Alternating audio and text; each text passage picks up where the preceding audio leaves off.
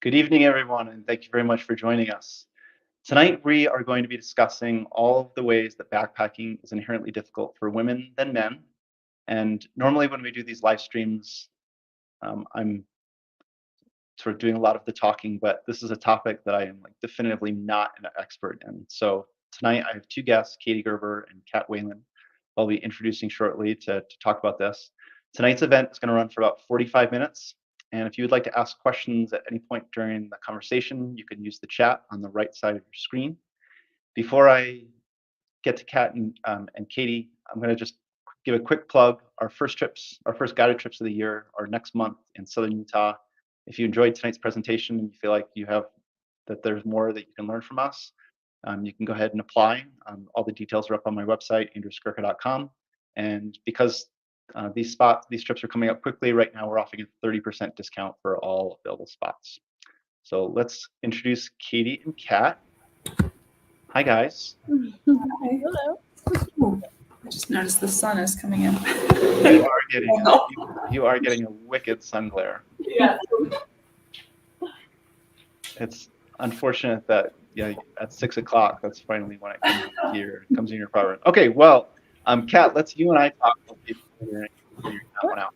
So, Kat, most of the viewers know Katie because she's been on a lot of these presentations before, but we've never met you. So please introduce yourself for us. Yeah, I'm Kat Weyland. I live and work in West Virginia, wild and wonderful West Virginia. I guide students and adults here on backpacking trips. I've thru-hiked the Appalachian Trail. I've thru-hiked the Continental Divide Trail, done several hikes in Europe, hut-to-hut hikes. I worked for international schools over there and took people on guided hikes there as well, and New Zealand and Australia. So I've kind of hiked all over the place, and I've been doing it for about 20 years now. Oh, and that's my dog. So I think when you were interviewing for a position a couple of years ago, the thing that really struck me was how many days in the field you've spent with students. Oh my gosh. Do you remember about the number? Yeah, it's over like 600, 700 days. It's been a long time. I've been doing this as my career since I was 22, so 20 years. And then most of the students that you have tend to be younger, right?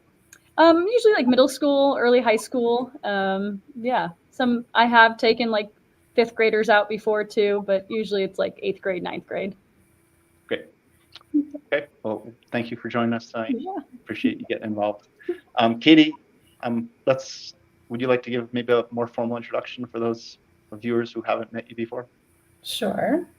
Yeah, I'm Andrew's co-director, and as my 4th year guiding with Andrew I started co-directing in the beginning of 2023. I started long distance hiking in 2009 on the Appalachian Trail, have thru-hiked the PCT, CDT, Colorado Trail, some high routes, traverse the length of the Grand Canyon, do a lot of stuff here in Salida, Colorado, and the surrounding area where I live. I really enjoy getting out into the high country. So, yeah. Katie, how many 14ers have you climbed? 57. All of the public 14ers. The one I refuse to climb is the privately owned one. Do you remember how many days in the field you've spent guiding? I think it's somewhere in the 250 days range. Yeah. Okay, well, here we go again. Okay, so let's start off with this topic of why does this conversation matter? I'll let you guys go first, but I have my own spin on this one too. So Katie, why did we think this was an important topic to talk about tonight? Yeah, well, I think for me personally, I have met so many women who will say, oh my gosh, I think it's incredible what you've done, all the trips that you've done solo or not solo even, but a lot of the times they're especially interested in the solo trips because they're like, I could never do something like that. And it makes me sad to hear that because I'm like, you absolutely can. And I get bummed out when I hear, fears that could be overcome that feel like very big barriers for women getting outdoors, because I know what a rewarding experience it's been for me. And I think it's important to be sharing this knowledge as much as possible to help more women get outside. So. Kat, what would you say to that? I would totally agree with that. I remember when I, told my family that I wanted to through hike the AT, and they were like, alone? And it's like, yeah, it's gonna be fine. So yeah, I think that there's just a lot of stigma attached to it, as a solo female hiker. Bad things are gonna happen to you, and that is just so extremely rare. And so, I want to instill confidence in people that they can do it on their own. And oftentimes you're actually not alone, especially on the AT. Like beginning of the AT, there's people all around you all the time. So oftentimes you don't even get the solo time that you actually want. That is very true. Yeah.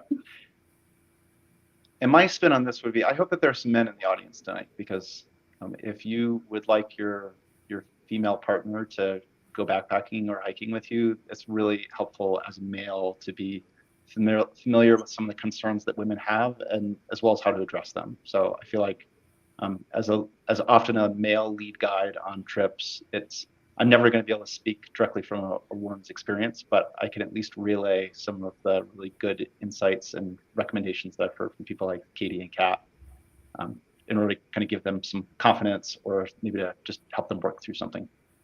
So hopefully there's some other men who feel the same way, who want their partners or their daughters or any other female to join them in the outdoors.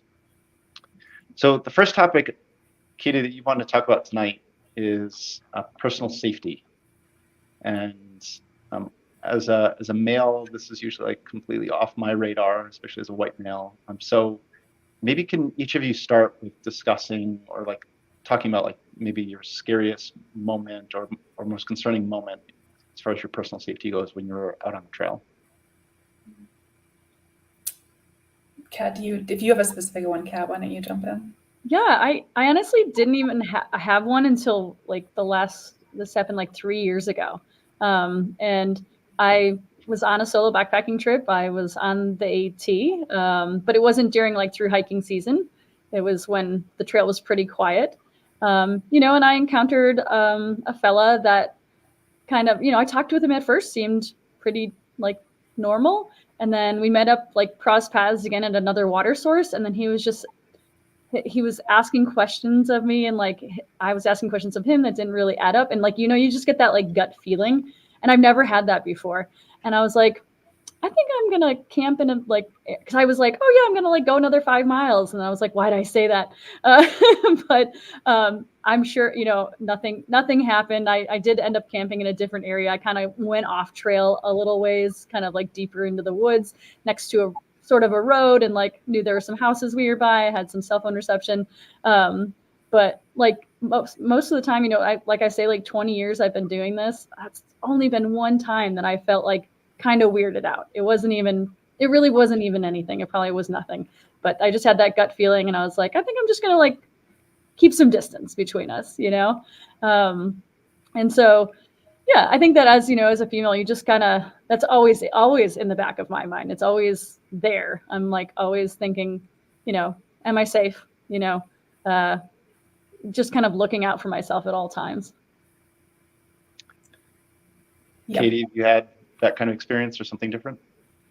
Yeah, I have had definitely similar experiences to that. No really like egregious ones jump out in my mind. It's more of like the number of sort of what seem like minor things that come to mind, like men who've asked me questions that, like Kat was saying, were like really specific, which maybe they were, again, totally harmless, but like, where are you camping tonight, and how far are you going, and are you traveling with anybody? Like those kind of questions that immediately like put me on edge. Like, I'm not going to share any of these details with this person I don't know, which are some of the tips we'll get into in a minute. And just some like incidences of having someone who's like kind of trailing behind me before, and just like different things like catcalling and things like that have come up, that have made me uncomfortable. Again, like Kat said, it's not happened a ton of times, but it's definitely happened.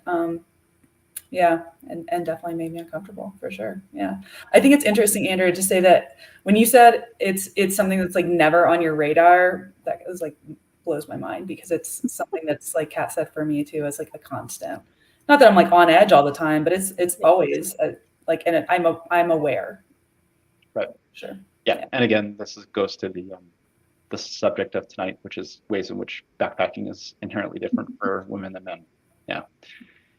So let me give you a scenario where you're getting like some potential harassment or some unwanted attention. So like catcalling or following or some verbal harassment. What's the proper, or what's a good reaction or reply to those sorts of things? I can jump in with a few, Yeah. and we can kind of go back and forth. I will say one thing for me as like born and raised to be a polite Midwesterner is I very much had to train myself that it is okay to lie to people. It is okay to not be polite and not to like do that kind of like fake laugh of like, haha, it's no problem, but actually to be like assertive and set boundaries. If someone's actually making me uncomfortable, like I'm leaving right now, or lying in the cases of, oh yeah, my hiking partner is just behind me. They'll be right up here, or things like that, to indicate that like I'm not alone. And as Kat mentioned earlier, like really trusting gut feelings. I think there's a lot to be said for that. Yeah, Kat, go ahead and jump in with a few if you have some as well. Yeah, no, same. It's basically the same. Like I also a Midwestern gal myself. Like I'm always smiling and nodding, and so it's like you got to teach yourself not to do that. And yeah, I've actually had this always in the back of my mind that if I did encounter like somebody that made me really, really nervous, I would be like, oh, I left my trekking poles, or not, maybe I'm holding my trekking poles, like my water bottle at the trailhead, or like, oh, at the last water source, like shoot, and then start backtracking, trying to maybe get to the closest trailhead, or to maybe if I saw a group of people, maybe at the last campsite or at the last shelter, just trying to be around more people. I always do have kind of like an out in my mind if I'm like coming across people that are, that I feel uncomfortable with. I think That's actually amazing. So you're saying like wherever, at all times, or whatever you're Sorry. you always Sorry. Is he telling me that for the woman's Murphy tutorial? It's just the wind. It's very stormy here right now. Hey, Murphy, you gotta stop. Come here. Come over here. Sorry. So, Kat, like, are you saying that on most trips that you're on and at most moments you have, what like, your out is? Oh, I always know where my closest road access is, like always. Yeah. I was going to highlight that as well, that Kat, something she just spoke to is having practice in advance, what you're going to say to somebody, like you're out, your excuse, knowing where you're, like sort of what's ahead of you, what's behind you, the last time you saw a side trail or a person, just like being really aware. And I think practicing in your mind ahead of time is really helpful to show up how you want to show up in that situations. If you're not normally an assertive person, or you're not used to, if you have certain like excuse or a lie that you're going to say, like practice that ahead of time so that you can say it confidently. I think it's really important. There's a good question that comes through the chat, and for the viewers in there, if you have other questions too, please post them. Someone asks, I'm curious if you carry pepper spray or like a taser. I've never had to use them, but they give me so much peace of mind while hiking alone. I carry the teeny tiniest little pepper spray thing. It's like it can fit on your keychain, and I just I carry a fanny pack, so I keep it just in my fanny pack. And then when I hiked the Continental Divide Trail, I hiked it with my partner, but I always get nervous just hitchhiking because you've got to hitchhike so much on that trail. I actually had a neck knife as well on that trail. It's tiny. I don't know if it would ever actually do anything, but gave me peace of mind. Can I ask from a male perspective? So, with if my intention is not to make a woman uncomfortable that I've encountered while she's hiking solo, what are the sorts of questions to not be asking, or the behaviors not to be displaying? I think being friendly is nice. Like just like hi, something like that. Like especially if you don't know them, you're like passing them on the trail, like sure, acknowledge the person, say hi, have a great hike or something like that. But whenever anyone asks me, and I know most often it's harmless, they're not meaning to like be creeps or anything like that. But when someone asks me really detailed questions, again, like where are you camping? How far are you going? Are you hiking with anybody else? Those are questions that really put me on edge personally. Right. And as a male, those are pretty typical questions that you would just ask people. So yeah, that's great to know. Okay, so we've talked about how to deal with potential harassment or unwanted attention. Let's talk about hiking solo, because this still falls under the personal safety bucket or the umbrella. So what kind of precautions are you taking on trips where you are hiking solo, or Kat, where you're planning on being like not always hiking with your partner? Yeah, I think just going in with knowledge of where you're going, just like planning your route, having like the least amount of surprises possible, like just personally, is going to help you, give you more peace of mind as well. Like knowing that your gear works, like testing it out beforehand, always telling somebody when you're leaving and when you're coming back, when might be the next time you'll check in. So just going in with a lot of knowledge about everything, and just, yeah, like I said, having the least amount of surprises is going to go so far. Katie?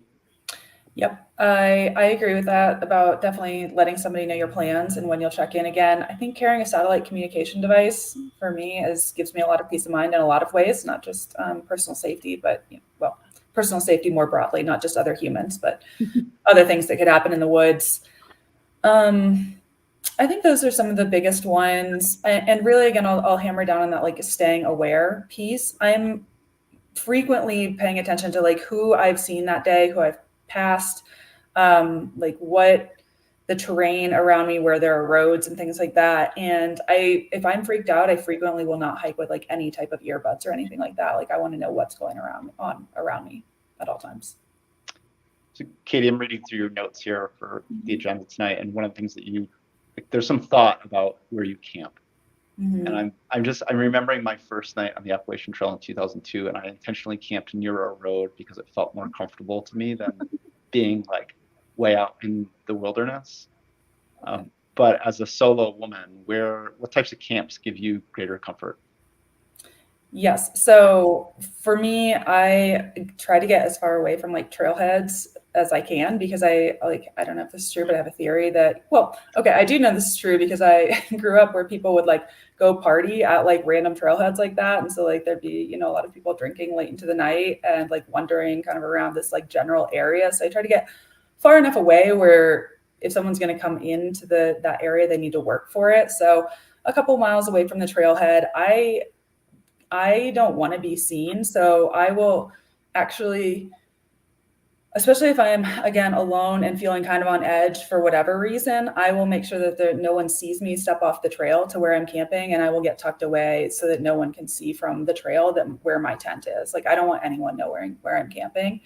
And actually, when you were asking about incidences, about feeling like, incidences where we felt unsafe in the past, one of the ones that I had was camping in, I believe it was like along the Idaho border on the CDT. I had to camp near a trailhead for some reason, but it was like one that was really like far down a gravel and dirt road. And I remember waking up to 2 a.m. to like two people shouting at each other and like screaming and gunshots and like a truck spinning around like in dirt, like really close to where I was. And it was super freaky. And like their headlights like pointed right at my tent for a while. And I was like, oh my gosh. I was really grateful I was hiking with bear spray at that point, and I like grabbed it next to me. I was like, okay, if I need this, I have this. But that's just why I don't camp near trailheads. Okay, thank you. So we're gonna jump topics. Next one is gonna be talking about health and hygiene, but I think maybe a tangent question that we can quickly address. Jake asks, and this might have been directed at me, but Katie, I'll direct it at you since you're just as involved in the scheduling and guide assignments. And would you change how you guide a group of women versus men? Yeah, I think that just the nature of the group would be different, because the dynamic, like everyone acts differently than when they're in a mixed gender group, when they're in a group that is solely women or solely men. So would I change how I guide it? I would probably speak more to certain topics and less to others. Like I would speak a lot about this, like the types of things we're talking about tonight, if it was a group of all women. I'd be curious what Kat has to say about this too. Yeah, I guide all women's trips here in West Virginia. And it's a totally different vibe when it's all women. So, we talk about like it's a lot more open, I should say, or we become more open quicker than a co-ed group or like a mostly male group. I don't guide it necessarily different, but yeah, like Katie said, well, I'll talk about different topics in different ways. I'll bring them up in different ways, and we might get a little more touchy-feely as well, and it gets a little more emotional. It's really awesome, actually. We started guiding trips here for all women on accident because it was all female. Just accidentally signed up for one of my trips, and I was like, shoot, we need to do this more often. This is awesome. So.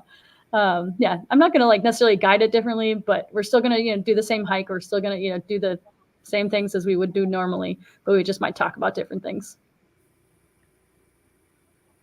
Katie, it seems like we could have an entire live stream about the art of guiding at some point. So I'm not going to go down this rabbit hole because now I want to talk about like gender balances on groups and what our experience has been. But let's jump to the next topic and stay kind of on track here. So let's talk about menstruation. Katie, or Kat, can you walk us through the different product options and what your kind of disposal process and what your personal preferences are? Kat, do you want to take this? Sure. Yeah. So there's a couple different options that you can use. Kind of more traditional, it seems like, is tampon use, right? Which in the backcountry, you would pack everything out that you pack in. So you wouldn't necessarily bury it in the ground or anything like that. You can also use menstrual cups or like the Diva cup, things like that when you're out in the field. But that's something that you want to be really, really well versed in using before you go out into the field, because you do dispose of that in, like, you will bury it in the ground. But you need to have clean hands before and after. And also people have used period underwear as well. There's also reusable pads and things like that out there that people can use and, rewash and reuse. But for me personally, in my non-guiding, non-field, my real life, I do use the menstrual cup. But when I'm out in the field, honestly, I prefer to use tampons. It's just a lot cleaner for me. That's kind of my go-to move, and then pack everything out. But I wish I could get more comfortable using the menstrual cup because you can have it in there for 12 hours and you don't have to think twice about it. And so haven't gotten there yet. Katie? +1 for the menstrual cup all the time. It's awesome. Yeah. Katie, as a program, so Kat's talking about packing things out. Mm-hmm. So what do we do as a program to at least encourage that behavior? Yes, well, we encourage the backcountry bidet as far as packing products not using products at all. But yeah, we teach leave no trace ethics, which means packing out any of your garbage. And what do we give everyone at the trailhead? We give them TP bags, which work for used tampons. They're black, they're sealable. Yeah. They're lightweight, they're inexpensive. Yeah, it's a great option for both feminine products as well as for toilet paper. Okay, so let's jump on to number 1 and number 2. So what considerations are there for women when peeing? Mm-hmm. I can take that. There's a couple products that are options for women. So there's something like a pee cloth, like a product such as the Kula cloth. Some women will carry a pee rag and rinse it at water sources and dry it out on their pack. There's also something, I've heard it called a pee funnel or a stand to pee device. I was first given one of these on a construction site, which basically it's what it sounds like. It's a funnel that you could put into your pants, so you don't have to actually pull your pants fully down. It just makes it, easier to go to the bathroom in the woods or to go pee in the woods, for women specifically. So I think it's pretty straightforward peeing in the woods. You could use a good old-fashioned leaf, maybe. I don't know, to dab off.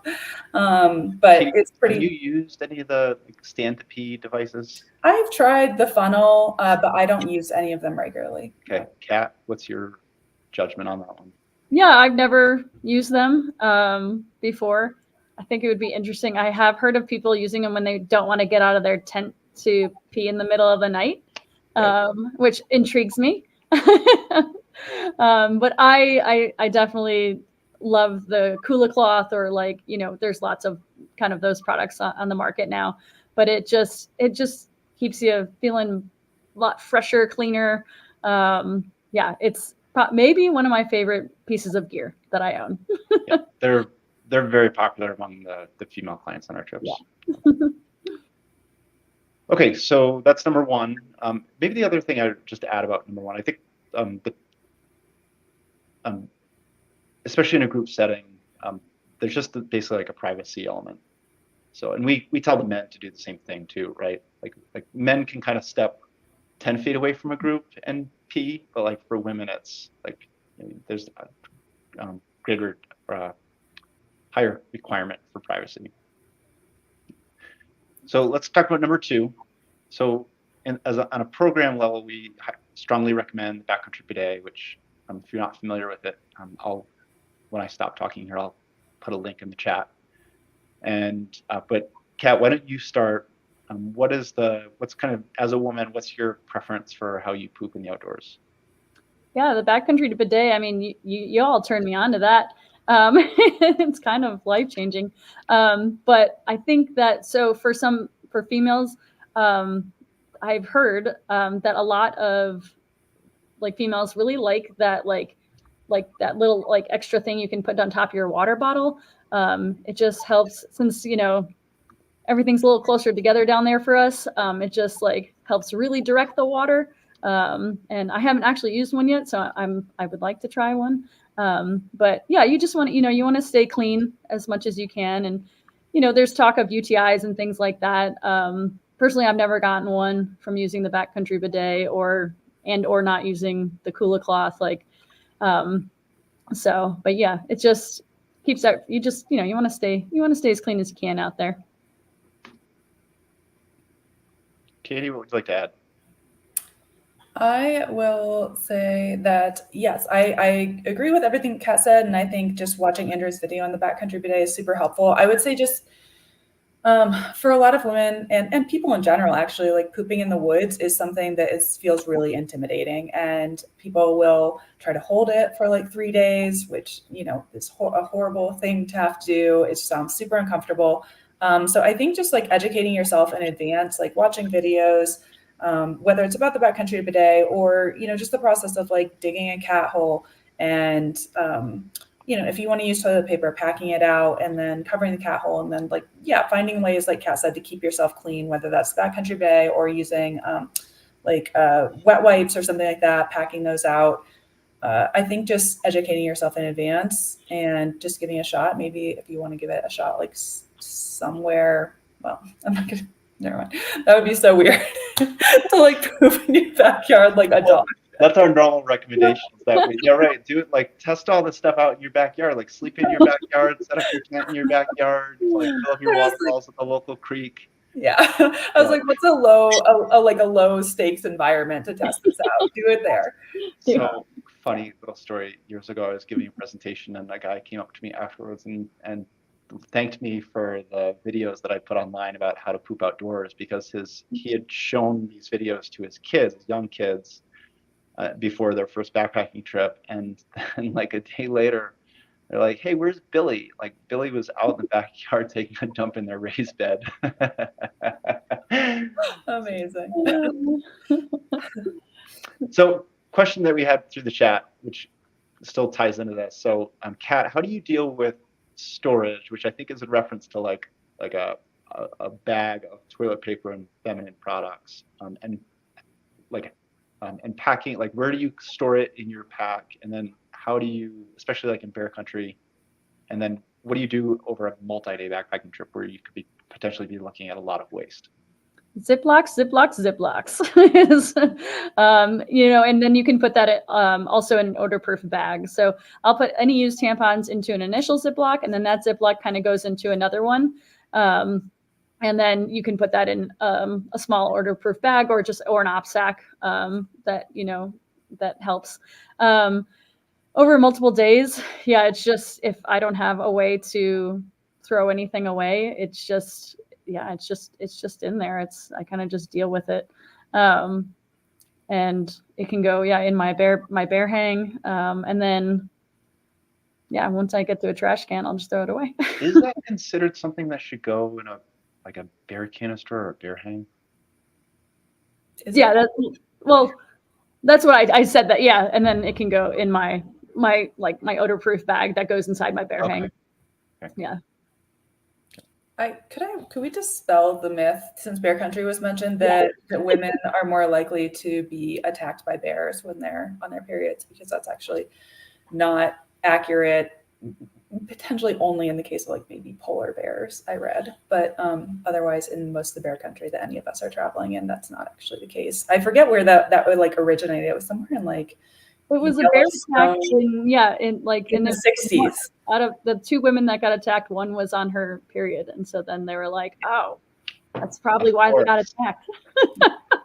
50% chance they'll get attacked.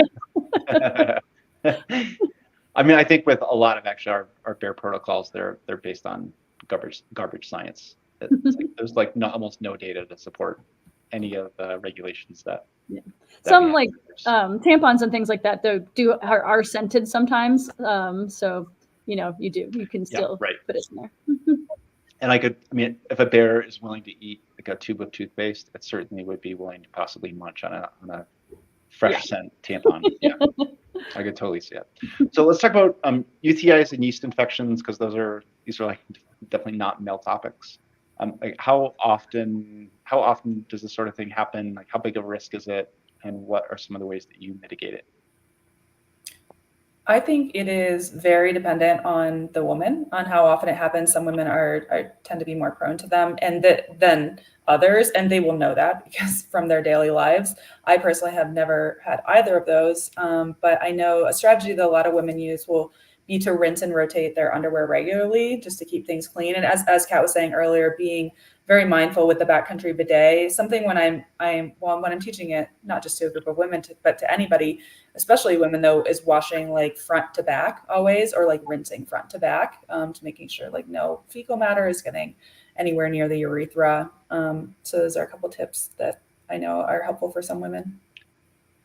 I'm going to also suggest, so Melody Cow, one of our guides, has the way that she teaches it, the way that she does it personally, it's a little like you're like, wow, you're really going for it, but it actually works. It's a really good way to. It seems like a really good way to keep things sort of like separated. So she'll use the bidet, but she will put water on.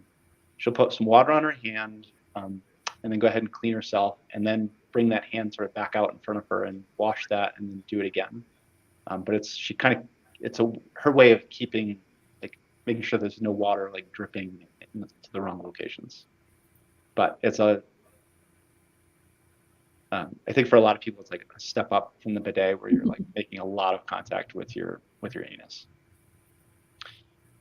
Let's talk about skincare. So maybe some Katie or Kat, some recommendations on how to prevent chafing. Yeah, I mean, you can use Body Glide, you can use Vaseline, and Body Glide honestly works really well. I prefer, they sell Body Glide in like a blue bottle and a pink bottle. I prefer the blue bottle because the pink bottle I think comes with moisturizer or something. It has never worked as well for me as the blue bottle. So I prefer that. That works really well. And then, if you're getting super sweaty and things like that, you can always use wet wipes to clean different areas, or you can always use a bandana and water at the end of the day as well. Is something that I've done before. But yeah, Body Glide has kind of like been my go-to. It works really well. I think for chafing, the biggest thing for me is rinsing my skin off regularly and my clothes. Like if especially like on a desert hike where I'm getting really salty from sweating, if I can find a place to rinse the salt out of my clothing and or at least at the end of the day wipe my body off from like the dirt and the salt, that makes a big difference.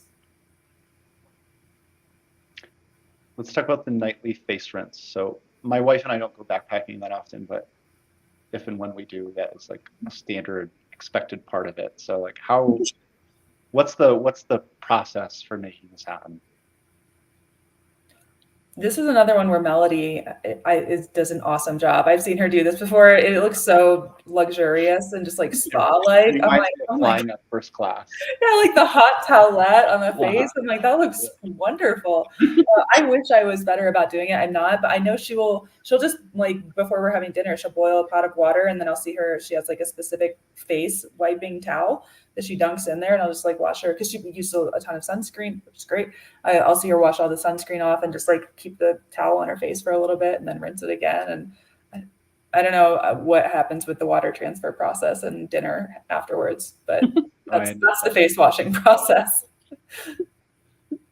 That sounds really luxurious. Mine is not quite as luxurious. I definitely just like kind of use my wet wipes and kind of wipe my face down at the end of each night, and then so that I'm ready the next morning to put my sunscreen back on. I was going to ask if either of you guys were like a wet wipe user. So are these disposable or are these like reusable? I honestly, like when I thru hike and stuff, I don't ever use wet wipes unless I'm even here on the East Coast, even when it's like super high humidity, that would probably be the only time that I would probably use something like that. Otherwise, oftentimes I am using like a bandana with water and stuff like that. But yeah, I know lots of people that use wet wipes. So yeah. Importantly, wet wipes do not decompose. Yeah. So even if they say that they're biodegradable, please pack them out. And if they don't say biodegradable, they're basically just made of plastic. So definitely pack those out too. Okay, Katie, I'm going to kick this one over to you because I've seen you do a tutorial a couple of times in the field on this. But can you quickly give us like your hair care tips? Mm-hmm. Yeah, I think as far as not having like a total rat's nest, especially if you have long hair and you're trying to deal with it, like a regular ponytail, like like this would just it's fine, but it's not the best because especially if you're in a windy area and just from like the movement of backpacking all day, will probably like end up getting your hair in leaving it pretty tangly. So I think that braids or like a bun work best for holding the hair into place. That's what works for me. Obviously, everyone needs to try out what works best for them, but something that will secure it pretty well, I think is going to be better than like letting it be all, especially in a windy place. Do either of you guys ever do like mid-trip hair washing? Mm-hmm. Okay. That was an Alan Dixon clinic once. He and his wife Allison, they like middle of the trip, he helps her wash her hair. Like it also looked pretty luxurious. Like as opposed to like 7 days of grease. Yeah. Yeah. Mm-hmm. Or 11 or months. Yep. Okay, if you are watching tonight and you have questions, please please chime in and put something there in the chat. We have 2 more topics to go, and I think we're running out of time to end this thing at about 45 minutes. So the next topic is going to be gear, and specifically we want to talking about fit and function.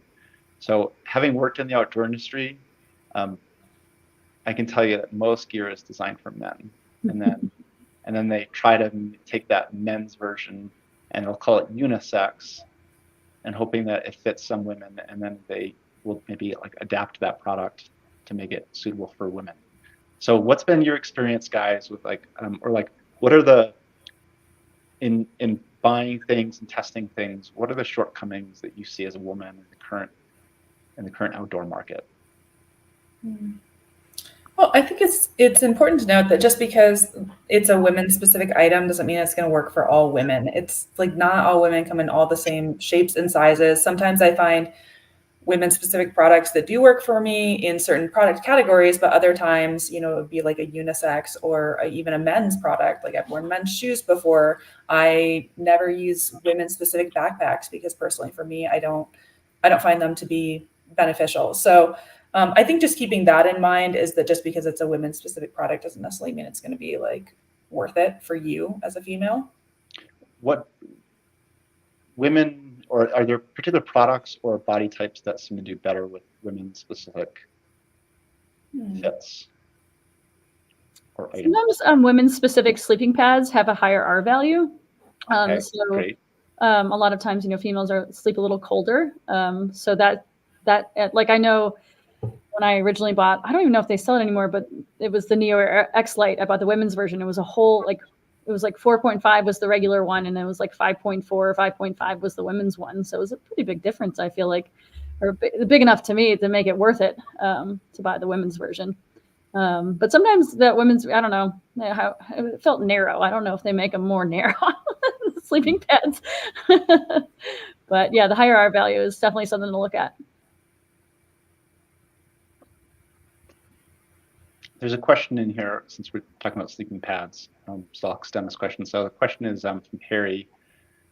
He says, what recommendations do you have for sleep systems that provide various ventilation options for women who are experiencing menopause and hot flashes? I think in that case, having a quilt that you could drape over yourself, or something like some of the quilt or sleeping bag manufacturers have ones that open on the toe box. Like I know Catabatic has that flex that just turns into a total blanket. I think that would be great for wanting some ventilation. Yeah, I've had women on my trips before we've talked a lot about this. And so, yeah, quilts are huge. Like that's a game changer.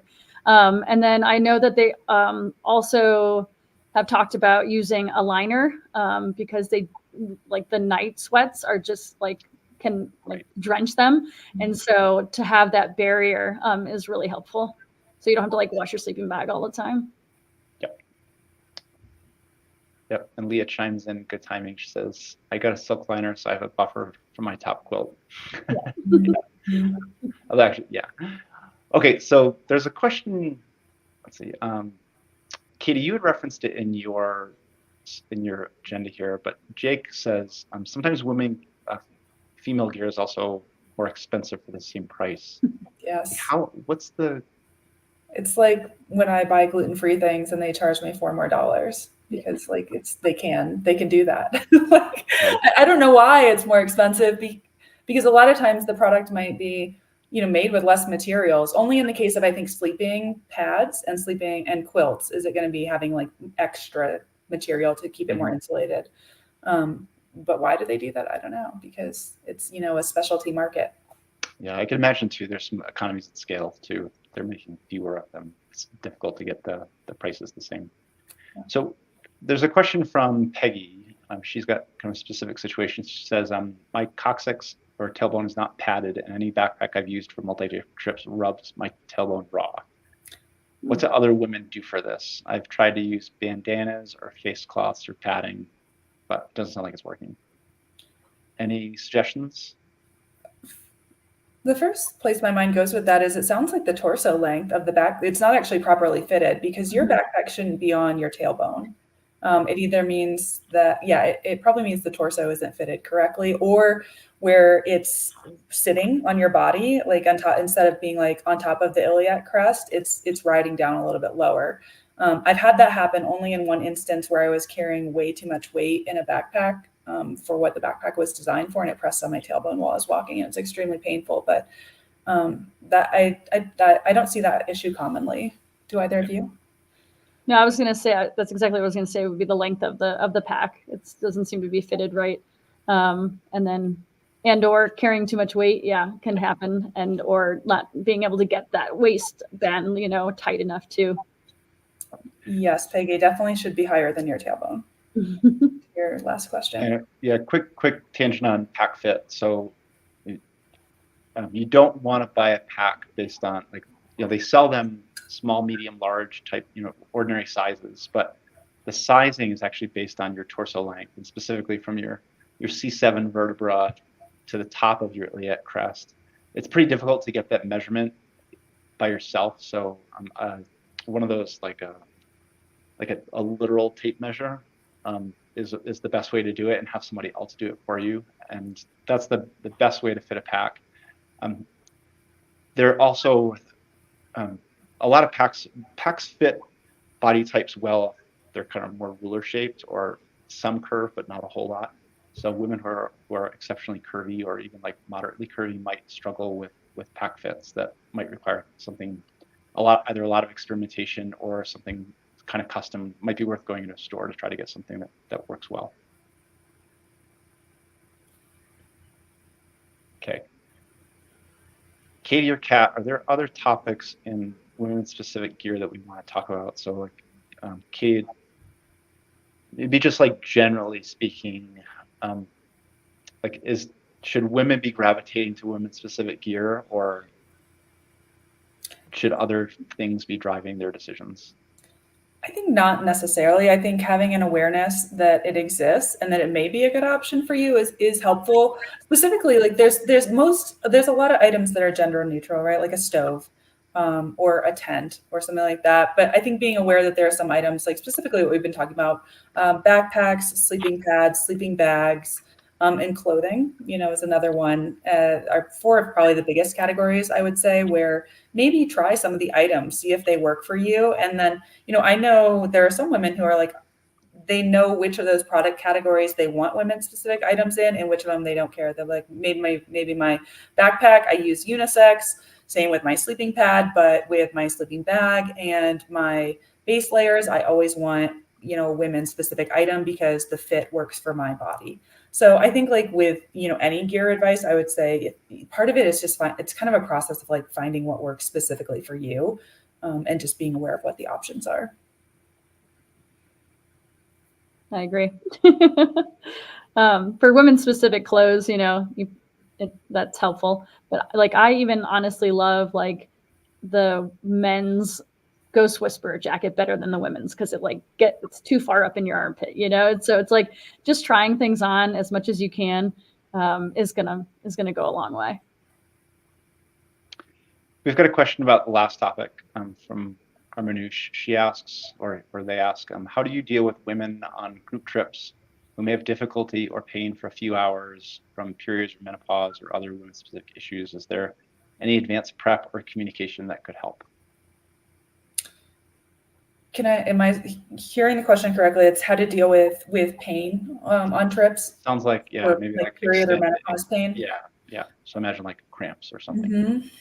Yeah, it can be really challenging and sort of debilitating. I think, there's a few things. I think knowing when you expect if it's period pain, knowing your body, generally speaking, whether it's menopause or menstrual pain. I think with menstrual pain, knowing your cycle, when you would most likely be dealing with those symptoms. I usually use just ibuprofen to handle it. I think also knowing though that backpacking can like throw things off, especially as far as your cycle goes. So things maybe you get delayed, or maybe it could come early. So just being aware that could happen too when your body's under strain. And then I think if you're in a group, if you're comfortable, if you're in not feeling well, I think communicating it to your group leader, like I will appreciate if a woman comes to me and says, hey, I'm just like not feeling good this week, and I just wanted you to know, so that I'm not wondering what might be going on with her, and then I can support her more in whatever way that might look like, whether it's offering some pain medication, or if she has some or something like that, or just knowing what's going on with her, I think is helpful if she's comfortable talking to me about that. But I would encourage clients to speak to their guides if they're comfortable.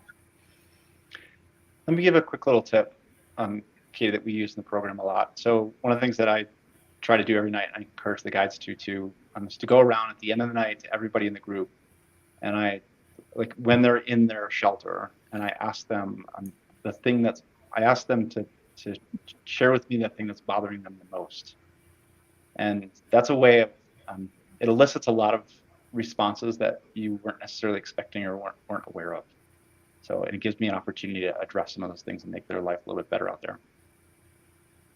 Okay, we've got one more topic to go, and I just want to use this question, which is sort of a general question, to transition into that topic. So maybe Kat, what advice would you give me to help ensure that my wife enjoys her first thru hike? What advice would you give her for the same goal? She's a bit nervous, and I don't want to put my expectations on her.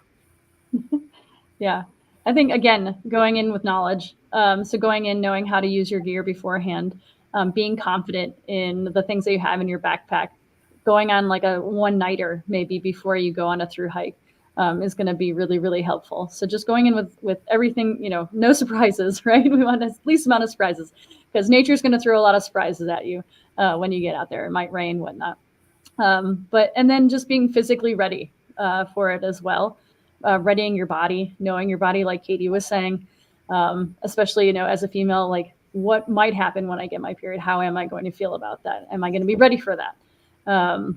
And so just kind of, you know, playing it out in your head and planning ahead is the best way. And then, you know, I think knowing that they have the support back home on a through hike is huge as well. And so knowing that you have, you know, and you don't have to stay out there forever. If you're not having fun, you don't have to do it, and that's okay. But to try it is like, that's just amazing. I get so excited when adults specifically want to try something new. It's incredible, and especially as a female, you're going out there solo. That's even next level. So knowing that, just kind of going out there with confidence, like I said, and having the knowledge in your gear and yourself.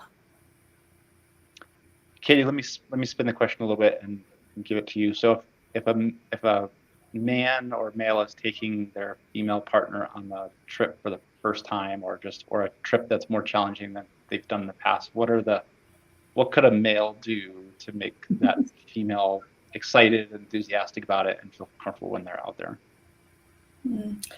What comes to my mind is like holding any expectations loosely, you know, not pressuring any certain mileage, or like really like it being like super rigid about how the day has to look. You know, I would say just presenting like it. So you're a male taking your female partner camping or backpacking for the first time. I would say, again, I definitely echo what Kat says, being prepared, knowing what to expect. And then, you know, trying to make the experience as enjoyable and comfortable as possible. You know, obviously part of being out and backpacking is like going without some items and being uncomfortable some of the time, but what are the ways that we can make it more comfortable?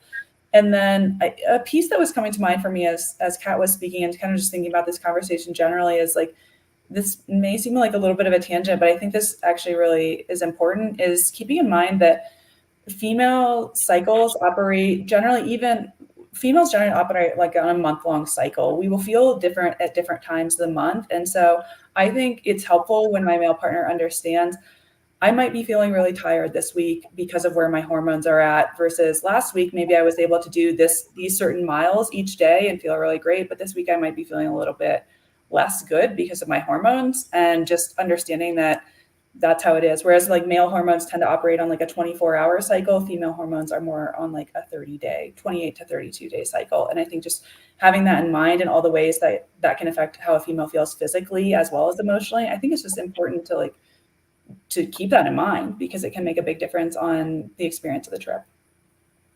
Okay, let's get to the last topic, and we're at 52 and a half minutes, so maybe we could be brief with it. As far as training and fitness for the outdoors or for backpacking specifically, what are the types of things that you either do differently or that you think about differently as a woman versus a man? Well, I don't know how. I don't know how I would think about. Know either.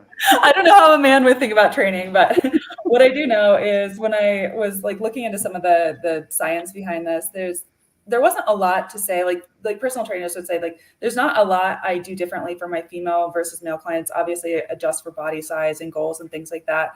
Maybe the timeline of your goals are going to be a little different. Like it's a little easier for men to build strength. It's easier, from what I've read, for women to build endurance. I'm not sure. This is one source that I read, but I said, like that aside, I would say for me, I assess what is going to be required from my trip. What is like the max distance that I want to hike in a day, or the max elevation gain? What is the, am I going to be at high altitude? And what is the footing going to be like? Or is there going to be like any scrambling or anything like that? And I try to prepare for those factors. So I assess where I'm at now. And I train for those goals. For me personally, I really enjoy like carrying a pack uphill to get my heart rate up. Sometimes I'll do some running, but I like hiking uphill a lot with heavy things. So I find that gets me in shape really well. But seems like that should be like a poster. I think uphill with heavy things. All right, Kat, what would you like to add to that one? Yeah, I think, to get in shape for the thing you want to do, you got to do it. So just like doing day hikes with those weighted packs, basically, or if you don't have an area that you can go hiking in. You can go to the gym, you can do those Stairmasters and things like that. But getting that pack on your back is really what's going to help the most with some weight in it, because that's what feels differently when you're out there in the woods on a multi-day backpacking trip. You have this new thing attached to you, and so it's better to have practiced with it and to have trained with it beforehand. Okay. Thank you, Kat. Thank you, Katie. Thanks to everyone for joining us tonight. One last thing before we go, Katie, we have our next live webinar coming up. It's early next month. What is our topic? We're talking about trip planning in Alaska, or planning for a trip in Alaska. And it's on April 9th. We're very excited about it. Yeah. Okay. Thank you, everyone. Have a great Thanks, night. everyone. Appreciate you taking the time to join us tonight. Bye.